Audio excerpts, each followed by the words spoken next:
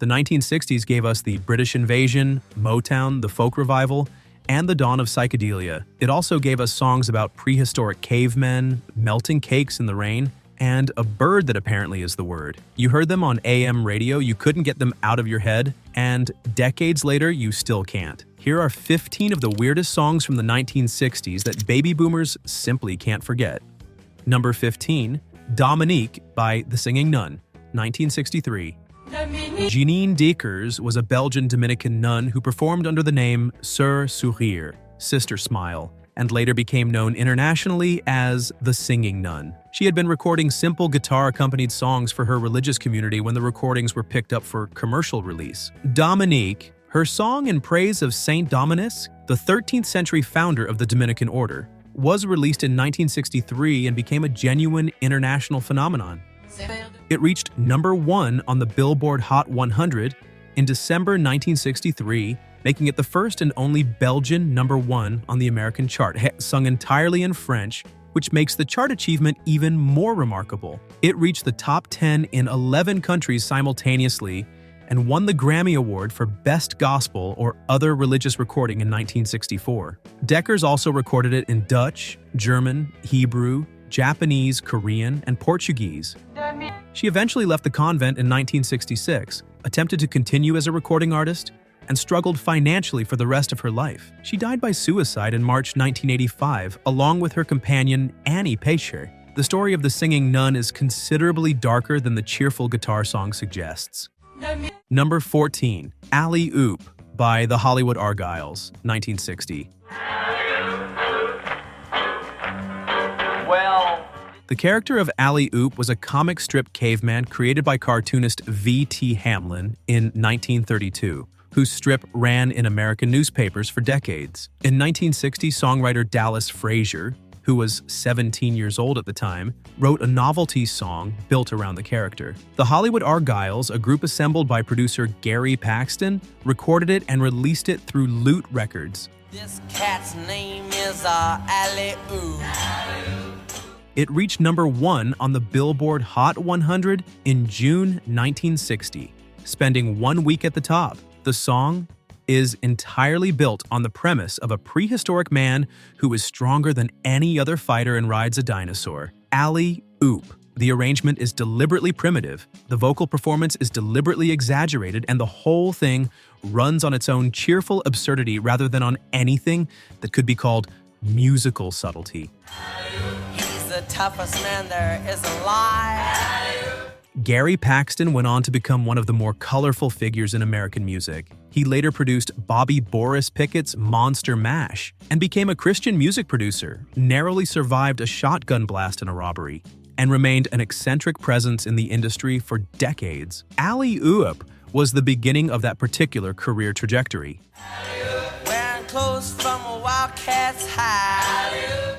Number 13, Mr. Custer by Larry Verne, 1960. Please, Mr. Custer, I don't want to go. Mr. Custer was written by Al DeLory, Fred Darien, and Joseph Van Winkle, and released by Larry Verne, a Minneapolis-born actor and vocalist, who delivered the song less as a musical performance and more as a sustained monologue from a cavalry soldier who has just realized he is about to be killed at the Battle of Little Bighorn and would very much prefer to be somewhere else. They were sure of victory, the men of the 7th Cavalry. It reached number 1 on the Billboard Hot 100 in October 1960, beating Sam Cooke's Chain Gang, a genuinely great piece of music, to the top spot. Contemporary reviews and retrospective assessments have consistently noted the extraordinary nature of that particular chart outcome. But then from the rear a voice was heard, that same great voice with the trembling word. The song is a comedy record and it functions as one. Verne's soldier whines, complains, stalls, and makes his reluctance entirely audible throughout. The humor has aged in complicated ways. The Battle of Little Bighorn was a real historical event, and the Lakota and Cheyenne warriors who defeated Custer there were fighting to defend their land. The song takes the perspective of the losing side and treats it as pure comedy. It was a number 1 hit in 1960. The gap between how that registered at the time and how it registers now is itself a historical document. Please, Mr. Custer, I don't want to go. Number 12, Surfin' Bird by the Trashmen, 1963. The Trashmen were a garage band from Minneapolis who combined two Rivington songs, Papa Mau Mau, 1962, and The Bird's the Word, 1963, into a single aggressively chaotic recording that ran just over 2 minutes and generated an energy level that the production process barely contained. Surfin' Bird was released in late 1963 and reached number 4 on the Billboard Hot 100, spending 4 weeks in the top 5 in the early months of 1964. The song is built around a sustained, shouted vocal that descends from melody into something more like glossolalia, the lead singer's voice breaking apart under the demands of the performance while the band plays with the focused urgency of people who understand exactly what they are making. The Rivingtons had a copyright claim and settled with the Trashmen out of court for a royalty arrangement. The song was covered by the Ramones in 1977, introducing it to the punk generation. It was used in the 1994 film Dumb and Dumber, and again in Family Guy, which gave it additional generational reach. The Trashmen had very few subsequent hits. They remained famous for this one recording, which is either a masterpiece of its specific genre or a fever dream that somehow got on the radio, depending entirely on your perspective. Number 11, Leader of the Pack by the Shangri-Las, 1964. Leader of the pack. The Shangri-Las were two pairs of sisters from Queens, New York, Mary and Betty Weiss, and Margie and Marianne Ganser, who recorded for Redbird Records with producer Shadow Morton. Leader of the Pack was released in 1964 and featured a production approach that went considerably further than most pop records of the era. A spoken word introduction establishing the narrative context, motorcycle sound effects throughout, a crash sequence built into the record, and a dramatic final section that left the song's resolution deliberately ambiguous. One day my dad said find someone new. It reached number 1 on the Billboard Hot 100 in November 1964. The narrative, girl from good family falls for leader of a motorcycle gang, parents disapprove, young man dies in a crash, was a soap opera in 2 minutes and 59 seconds. The BBC banned it from airplay, apparently finding its content too lurid for broadcast. Shadow Morton's production technique on this record was genuinely innovative. The use of sound effects as narrative elements, the alternation between sung and spoken sections, the build toward the crash, and influenced subsequent pop production in ways that were not always credited. The Shangri-Las were teenagers making records with the seriousness of people twice their age. Leader of the pack. Number 10, Harper Valley PTA by Jeannie C. Riley, 1968. She said, Mama gotta know, here from the Harper Valley PTA. Tom T. Hall wrote Harper Valley PTA and offered it to various country artists before it reached Jeannie C. Riley, a Texas-born singer who had been working as a secretary in Nashville while pursuing her recording career. Riley recorded it in June 1968. It was released in August and reached number 1 simultaneously on both the Billboard Hot 100 and the Billboard Country Chart, a crossover accomplishment that very few recordings have achieved. And it was signed by the secretary, Harper Valley PTA. The song is the story of a widowed mother whose daughter brings home a letter from the local parent-teacher association criticizing the mother's behavior and lifestyle. The mother goes to the PTA meeting and recites, from memory, the specific hypocrisies of every member of the organization. She wins. The song is a precision instrument of small-town social satire, and it arrived in 1968, a year of considerable social upheaval, with the timing of something that knew exactly what it was doing. It won the Grammy Award for Best Female Country Vocal Performance in 1969. Riley's career never produced another comparable commercial success, though she recorded steadily for years. A television film adaptation was made in 1978, followed by a short-lived television series. Tom T. Hall, who wrote it, went on to become one of the most respected figures in country music. The song was his. She said, Mama gotta know, here from the Harper Valley PTA. Number 9, MacArthur Park by Richard Harris, 1968. Richard Harris was an Irish actor known primarily for films including This Sporting Life, Camelot, and later the Harry Potter series, who recorded a rock album in 1968 at the suggestion of producer Jimmy Webb, who had written a suite of interconnected songs he wanted to record. Harris agreed to the project, and Webb's song MacArthur Park became the centerpiece.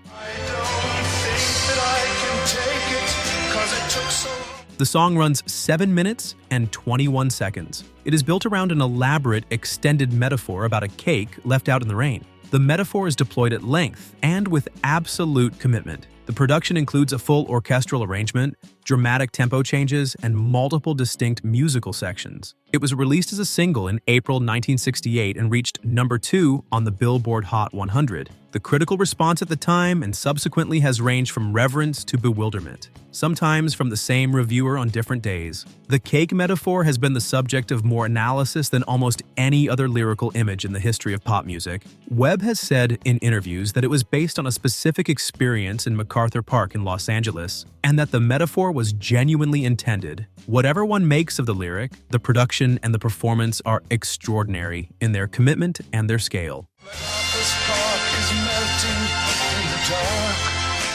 Number 8. Eve of Destruction by Barry McGuire, 1965. You don't believe we're on the eve of destruction. P.F. Sloan wrote Eve of Destruction in a single night in 1964, and the recording that Barry McGuire made of it in June 1965, using an unfinished rough guide vocal that was leaked to radio before the finished version could be completed, became one of the most debated pop records of its decade.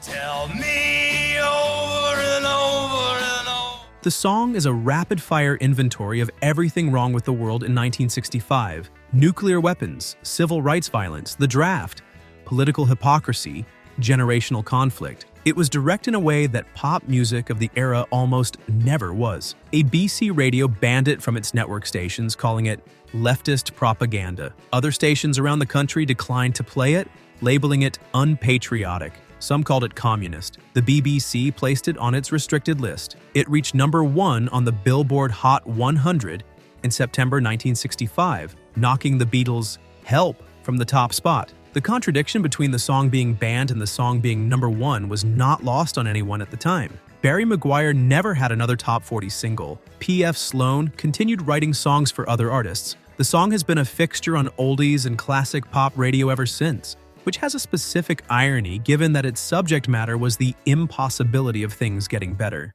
You don't believe we're on the eve of destruction. Number 7. In-A-Gadda-Da-Vida by Iron Butterfly, 1968. Doug Ingle wrote the song In the Garden of Eden and recorded a demo of it while, by his own account and the account of his bandmates, in an extremely intoxicated state. By the time the band came to record it, the title had been slurred beyond recognition into In-A-Gadda-Da-Vida, which the band decided to keep. The studio version ran 17 minutes and 5 seconds and occupied the entire second side of the album of the same name.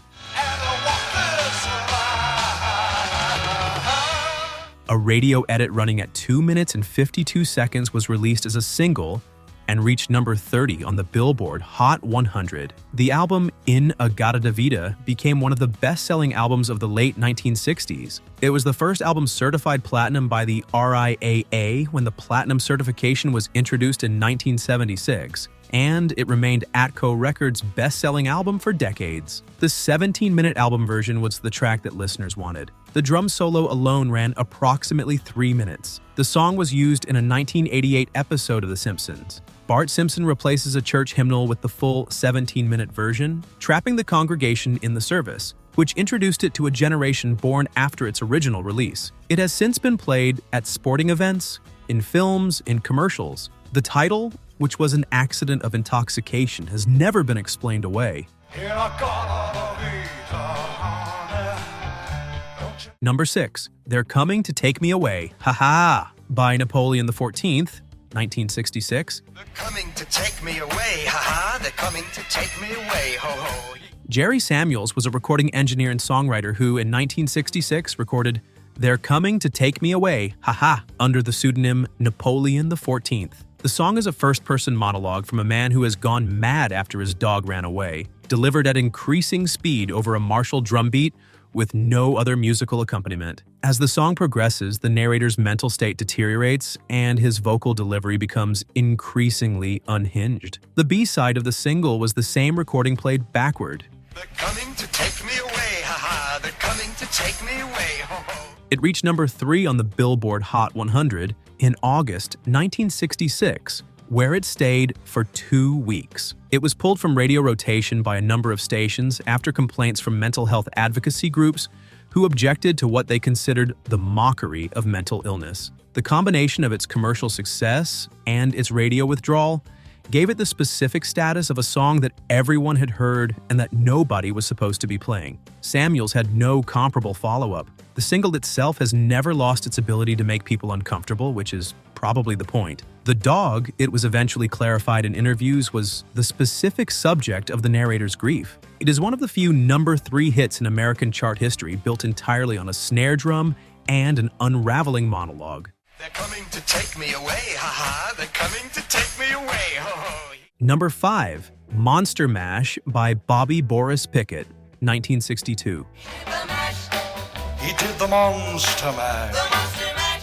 Bobby Pickett was an actor and comedian who had developed a Boris Karloff impression as part of his performance repertoire. In 1962, he wrote Monster Mash with Leonard Kapitz and recorded it with the Crypt Kickers, produced by Gary Paxton. The song describes a dance called the Monster Mash, invented by Dracula's monster in a laboratory while characters including Dracula, the Wolfman, and Igor watch and participate. They did the monster mash. It wasn't grave. Number 4, Itsy Bitsy Teeny Weeny Yellow Polka Dot Bikini by Brian Hyland, 1960. Paul Vance and Lee Pockris wrote Itsy Bitsy Teeny Weeny Yellow Polka Dot Bikini, and it was recorded by Brian Hyland, who was 15 years old at the time of the recording. It was released in June 1960 and reached number 1 on the Billboard Hot 100 in August, spending 1 week at the top. In the United Kingdom, it reached number 8. The song's title contains 32 characters including spaces, which made it one of the longest song titles to reach number 1 on the American chart at that point in the Hot 100's existence. The song describes a young woman at the beach who is too embarrassed to leave the changing cabin, then the water because of the bikini she is wearing. The bikini had been introduced to the French market in 1946 and was still relatively controversial in American beach culture in 1960. Hyland was 15 when he recorded a song about a girl too embarrassed to be seen in her swimsuit. He had several subsequent hits, including a cover of Sealed with a Kiss in 1962 that reached number 3. The Polka Dot Bikini song remains the thing he is most remembered for. Number 3, Come Together by the Beatles, 1969. John Lennon wrote Come Together in 1969 at the request of Timothy Leary, who was planning to run for governor of California and wanted a campaign song. Leary's candidacy ended when he was jailed on drug charges. The song became the opening track on Abbey Road. The lyrics have resisted coherent interpretation since the day they were released. Lennon gave different explanations at different times. Some accounts suggest each verse describes one of the 4 Beatles. Others suggest the words were purely associative, designed for atmosphere rather than narrative. The opening bass figure by Paul McCartney is one of the most recognizable in the Beatles' catalog. Chuck Berry's publisher filed a lawsuit claiming the song was too similar to Berry's 1956 recording You Can't Catch Me. Lennon settled by agreeing to record 3 songs from the same publisher, which led to the Rock and Roll Covers album in 1975. The song reached number 1 on the Billboard Hot 100 in November 1969. It is almost certainly one of the best weird songs ever recorded. Number 2, I Am the Walrus by the Beatles, 1967. John Lennon wrote I Am the Walrus after learning that his former English teacher at Quarrybank High School in Liverpool was having students analyze Beatles lyrics in class. Lennon decided to write something so deliberately impenetrable that analysis would be impossible. By some accounts, he wanted to prove that people would find meaning in anything the Beatles released regardless of whether meaning had been intended. He combined fragments from 3 different songs he had been working on. The lyric incorporated imagery from a Lewis Carroll poem, references to Lewis Carroll's The Walrus and the Carpenter, and a stream of consciousness flow of images that included a parodic reference to the BBC's King Lear broadcast, which Lennon had happened to hear on the radio while writing. The final production incorporated the orchestra that producer George Martin had assembled for the session, a Greek chorus of backing vocalists, and a deliberately disorienting mix that sat unlike anything else in the Beatles' catalog. The BBC banned it because of a lyric containing the word knickers. The song was released as the B-side of Hello Goodbye in November 1967 and reached the top of the UK charts on the strength of the A-side. It has since been recognized as one of the most genuinely original recordings in the Beatles' catalog, a song that was written to defy analysis and has been analyzed more thoroughly than almost any other pop song of its era. Number 1. Season of the Witch by Donovan, 1966. Must be the season of the witch. Donovan Leitch, the Scottish folk singer who had been positioned by the British press as a competitor to Bob Dylan, and who had, somewhat awkwardly, been photographed alongside Dylan during the filming of D.A. Pennebaker's documentary Don't Look Back, released Season of the Witch in 1966 as part of his album Sunshine Superman. The song is built on a single guitar riff that loops hypnotically, over which Donovan delivers a lyric that describes a world gone sideways in ways that resist specific interpretation. The title borrows from the language of witchcraft, but the song is less about the occult than about a general sense of paranoia and strangeness, the feeling of a world where the familiar has become threatening and the rules have changed without anyone announcing it. Must be the season of the witch, yeah. Donovan has said in interviews that the song came quickly, that he was in a specific mood when he wrote it, and that he was not particularly interested in explaining the imagery afterward. The recording features Al Kooper and Harvey Brooks, the same rhythm section that played on Bob Dylan's Like a Rolling Stone, which gives it an anchored, professional quality that contrasts with the floating unease of the lyric. Season of the Witch was not released as a single and did not chart in its original form. It became known through the album and through its use in films, television shows, and other cultural contexts over the following decades. It has been covered by dozens of artists, including Al Kooper himself, Vanilla Fudge, and Dr. John. It is one of those 1960s songs that became famous in the absence of commercial promotion, through the simple fact that it stuck in the head of everyone who heard it and kept getting passed from person to person for 50 years. Must be the season of the witch. If any of these took you straight back to the 1960s, hit the like button and subscribe. There are more lists like this one waiting.